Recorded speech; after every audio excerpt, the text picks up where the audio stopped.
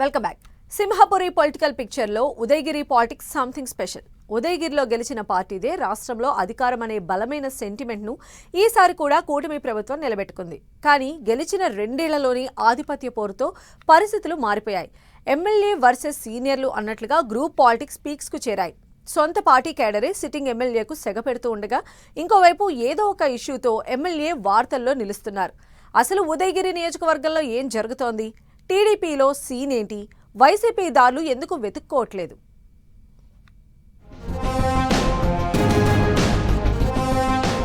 ఉదయగిరి నియోజకవర్గంలో interesting politics. TDP MLA versus సీనియర్లు అన్నట్లుగా ఫైట్. ఎమ్మెల్యే కాకర్ల సురేష్ తీరుపై సొంత పార్టీ నేతల ఆగ్రహం. ఒకదాని తర్వాత మరొకటి వివాదాలతో ఎమ్మెల్యే కాకర్ల సురేష్. అంది వచ్చిన అవకాశాన్ని వైసీపీ చేజార్చుకుంటుందా? నెల్లూరు జిల్లా ఉదయగిరి నియోజకవర్గంలో ఇంట్రెస్టింగ్ పొలిటికల్ సీన్ కనిపిస్తోంది. ఇక్కడ ఫస్ట్ టైం ఎమ్మెల్యేగా గెలిచిన కాకర్ల సురేష్ యువనేత నారా లోకేష్ వెన్నుదన్నుతో నియోజకవర్గానికి నిధులు తీసుకొస్తూ తన మార్కు చూపించే ప్రయత్నం చేస్తున్నారు. 40 ఏళ్లలో ఎన్నడూ లేని విధంగా అభివృద్ధి పనులు, సూపర్ 6 పథకాల అమలుతో పాలనలో తనదైన ముద్ర వేసుకునేందుకు ఆరాటపడుతున్నారు. అయితే అభివృద్ధిలో వేగం చూపిస్తున్న ఎమ్మెల్యే సురేష్ పార్టీ క్యాడర్ను సమన్వయం చేసుకోవడంలో పూర్తిగా విఫలమయ్యారనే విమర్శలు వినిపిస్తున్నాయి. జెండా మోసిన పాత తమ్ముళ్లను, 5 ఏళ్లు విపక్షంలో ఉండి పోరాడిన నాయకులను పక్కన పెట్టి వైసీపీ నుంచి వచ్చిన వారికే ప్రాధాన్యత ఇస్తున్నారట.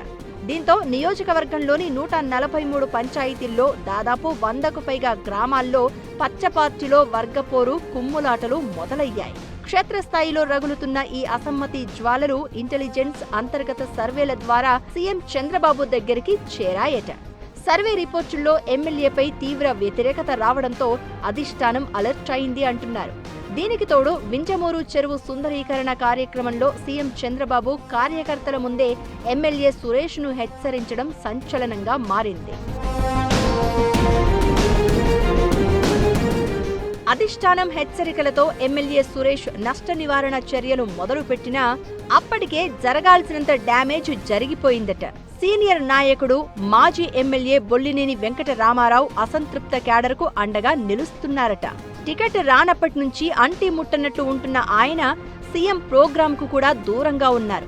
అయితే సగం కంటే ఎక్కువ మంది పాత కార్యకర్తలు ఆయన పంచన చేరుతూ ఉండడంతో సిట్టింగ్ ఎమ్మెల్యే ఒంటరి అవుతున్నారనే టాక్ నడుస్తోంది. పార్టీలో సీనియర్లైన మాజీ ఎమ్మెల్యేలు మేకపాటి చంద్రశేఖర్ రెడ్డి, కంభం విజయరామిరెడ్డి, ఒంటేరు వేణుగోపాల్ రెడ్డిలకు కూడా ఎమ్మెల్యే కాకర్ల తగిన ప్రాధాన్యత ఇవ్వకపోవడంతో స్వయంగా హైకమాండ్ రంగంలోకి దిగింది అంటున్నారు. ఈ మధ్య జరిగిన మహానాడు బాధ్యతలను మండలాల వారీగా మేకపాటి, కంభం విజయరామిరెడ్డి, కాకర్ల సురేష్లకు అప్పగించింది. దీంతో నియోజకవర్గంలో ఎమ్మెల్యే వన్ మెన్ షోకు అధిష్టానం గట్టిగానే కళ్లెం వేసిందన్న గుసగుసలు మొదలయ్యాయి.